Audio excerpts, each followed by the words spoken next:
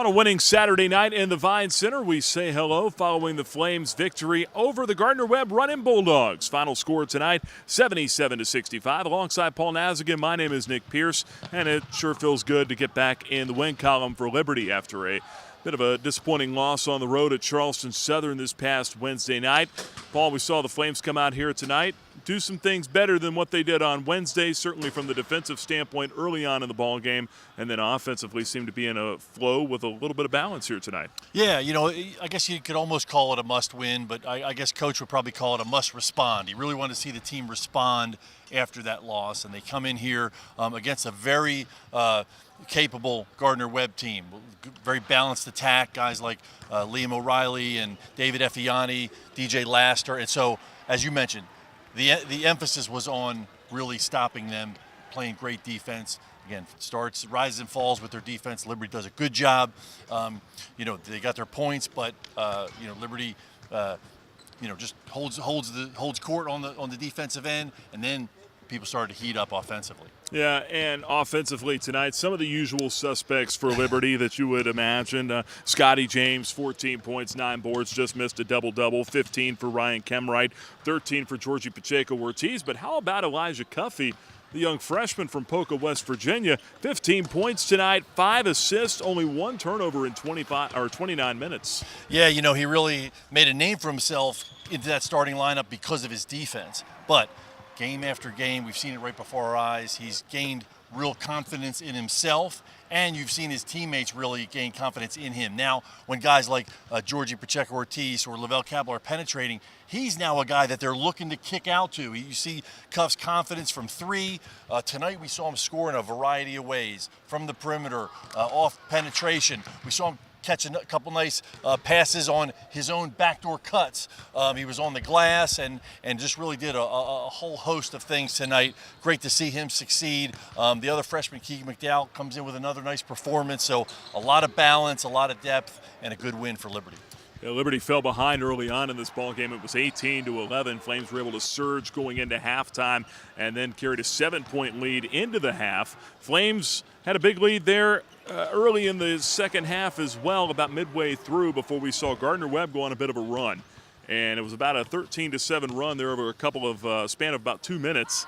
And all of a sudden it was a 1-2 point ball game, and the Flames had to respond within the game and had to respond again, and they were able to do it. Yeah, you know, so Flames push out that 14-point lead, and, you know, I think the offense sort of stalled a little bit. They got a little bit hesitant with that lead, tried to run the clock, and I think it hurt them a little bit. And so Gardner-Webb, you know, kind of seized that moment, kind of had the more aggressive mindset. They cut it to 1. But again, a test of a good team is, you know, how can you respond in the course of a game against adversity when the other team has the momentum, and Liberty really stepped up. You saw Georgie Pacheco hit a huge 3, Ryan Kemwright with that dagger late, and they pushed that lead. They never relinquished the lead. They push it on out. They get to the bonus, and, you know, once Liberty gets to the bonus, guys stepped up there. They were money from the free throw line to really seal the victory.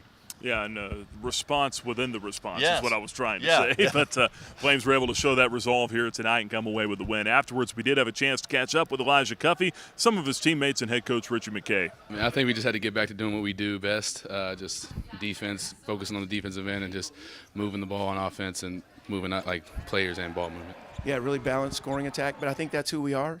I think that's when we're at our best, when it doesn't matter who scores, but we're getting good shots. And we had good looks in the first half, that some that didn't go down. But, again, I felt like we were much more effective in executing what we do every day. Well, first off, it was a great team win. I mean, we had, I don't know how many, I think it was 4 or 5 guys that were in double-digit scoring. I mean, Cuff with another career high. He played exceptionally well offensively and defensively. Scotty was a beast like always. Vel, Georgie. I mean, we had great minutes from guys off the bench. Like Ezra came in, did an excellent job there in the first half, really got us going. So it's one of those wins that it's just everybody on the team coming together. Yeah, it was a huge confidence builder for us. Like you said, we went through a rough time in the middle of the season, so we just doing a pretty good job of getting our confidence back. We got a pretty tough road week coming up ahead of us. Asheville and Campbell both beat us here, so we're going to have to go back, prepare for both of them, and get ready to go back and get a win. So the Flames win it here tonight. They even their conference record at 7-7 now, and Paul right in the middle of the pack, if you will, with a lot of the other teams in the Big South. Only 4 games left. That's hard to believe. Yeah. 2 coming up on the road here. Liberty will next up head to UNC Asheville on February the 15th. Then a game at Campbell before back here at home against Radford and High Point to wrap up the regular season. This is the home stretch, and the Flames are trying to secure that top 6 seed. They've got themselves in line for that possibility. They've given themselves a chance. Yeah, the home stretch and a very difficult stretch. I think, of all the last 4 remaining games, Liberty may have the toughest go at it, having to go to Asheville and Campbell, 2 teams that are very good. Of course, Asheville leading the way, but Campbell at home with Chris Clemens, that's going to be a tough one. And then even getting back here against Radford and High Point. So in a way, it's so tough, like you don't even have to look beyond your next game, because it's going to take everything you have to get ready for that next one, mentally, physically. And so, it starts with Asheville. All you can do is take the next one up. But Flames are in a good mindset right now. Coach is real happy with the way the offense is looking. A lot of good ball movement, a lot of player movement. They're in the high teens of assists the last 2 games. So offensively, they're playing the way they want, but the defense will be tested these next 4. And Coach mentioned that after the ball game as well. The offense is starting to click a little bit more now, and a byproduct of that is the fact that the Flames are healthy now. Yes. And they've been able to kind of get to full strength here for the home stretch, which is exactly what you want, and hopefully be playing your best basketball here towards the end, because as we all know, it comes down to 3, maybe 4 games in the month of March for an NCAA tournament bid. Final score 77-65 here inside the Vine Center. Liberty gets the win over Gardner-Webb. For Paul Nazigan, my name is Nick Pierce.